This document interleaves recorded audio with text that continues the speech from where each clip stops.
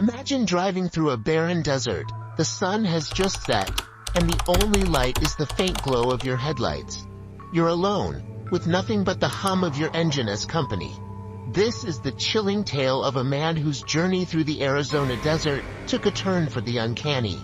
On a desolate stretch of highway, miles from the nearest town, our protagonist noticed a strange figure off in the distance. As he approached, the figure became clearer. It was a man, standing in the middle of the road, seemingly unaffected by the harsh desert cold. Our driver slowed his vehicle, a sense of unease creeping up his spine.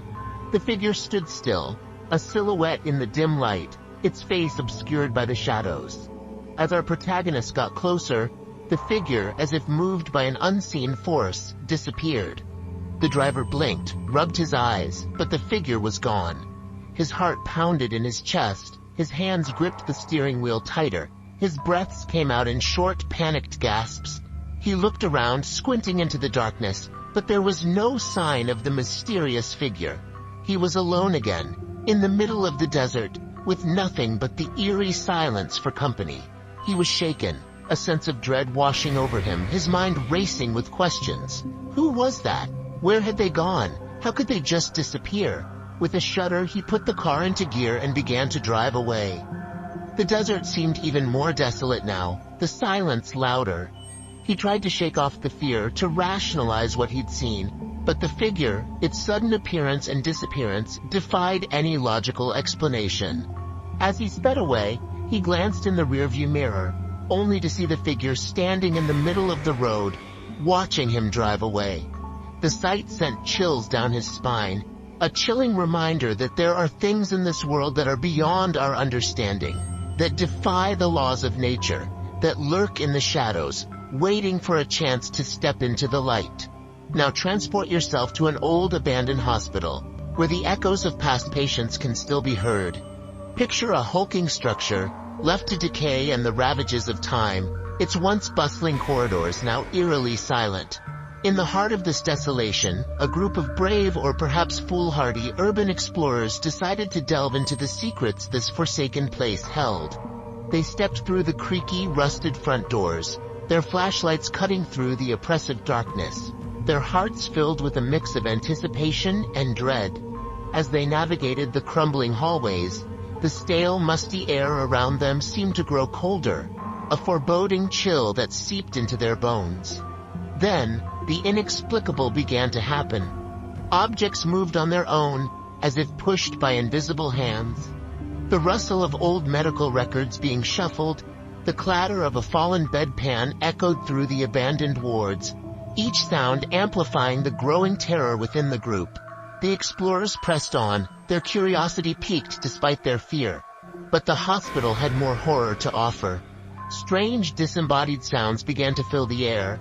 The distant wail of a newborn, the fading echo of a heart monitor, the soft, melancholic tune of a music box, each a chilling reminder of the life that once filled these now desolate halls. The atmosphere grew more oppressive. The temperature dropped further, their breaths now visible in the flashlight beams. The explorers felt a tangible presence, a malignant force that seemed to surround them, pressing in from all sides, whispering threats in their ears. The terror reached its zenith when they stumbled upon an old operating theater. The air here was the coldest, the atmosphere the most malevolent. It felt as if they had intruded upon something unspeakable, something that didn't wish to be disturbed. They fled, their courage finally broken, their dreams of adventure turned into nightmares. As they rushed out of the hospital, a chilling voice echoed through the empty halls, whispering, "Don't come back." The hospital had spoken. Its spectral inhabitants had made their message clear. This was their realm, a place of forgotten suffering and lingering spirits, a place where the living were never welcome. Next, imagine the smell of old books, the silence of a library, and a presence that doesn't belong. Imagine being a librarian, responsible for maintaining peace and order in a place that thrives on the quiet rustle of pages, the whispered conversations of readers, and the silent dance of words on paper. In the heart of a small town, there stood an old library, A relic from a bygone era, its worn-out shelves were filled with weathered books, and its air held the aroma of antiquity. The librarian, a woman of gentle demeanor, worked diligently amidst the library's quiet solitude. But little did she know that she was not alone. The first signs were subtle. Books tumbled off the shelves when nobody was near. She would often pick them up, puzzled, attributing the odd incidents to a draft or the library's age. But then, the whispering started. Soft voices echoed through the empty aisles when no one else was present.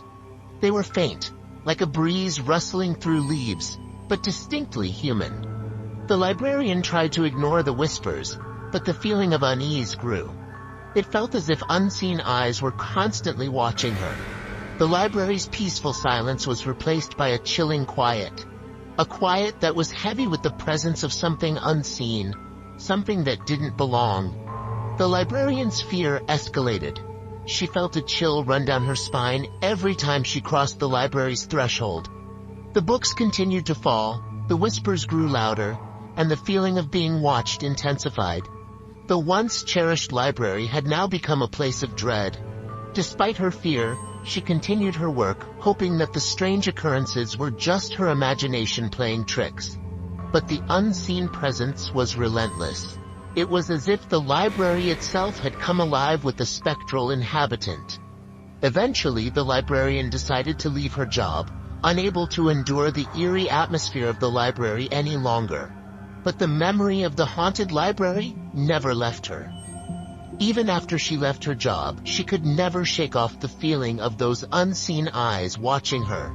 Now picture a grand old theater where the performances continue even when the curtains are down. In this majestic place, the applause, the laughter, and the music may have ceased, but the stage is never truly empty. A theater employee, let's call him Tom, found this out in the most eerie way possible. His job was to ensure everything was in order after the final curtain call. One late night, as he was making his rounds, he heard a sound that sent shivers down his spine. From the dimly lit stage, the faint strains of a violin played a haunting melody. Stunned, Tom peered into the gloom and saw a figure, a spectral performer, bathed in an ethereal glow, playing with a passion that seemed to transcend the boundaries of life and death. With every nerve in his body screaming at him to flee, Tom approached the stage. As he neared, the figure faded into nothingness, the music dying with it. But the memory of that ghostly performance was etched into his mind, a chilling tableau of the supernatural that he could never forget. Despite the fear that gripped him, Tom returned to his duties the next night. And there it was again, the phantom performer, back on stage, lost in its own world, playing the violin with a fervor that was heartbreaking in its intensity. This time, Tom did not approach. He stood, rooted to the spot, mesmerized by the spectral show. This pattern repeated, night after night.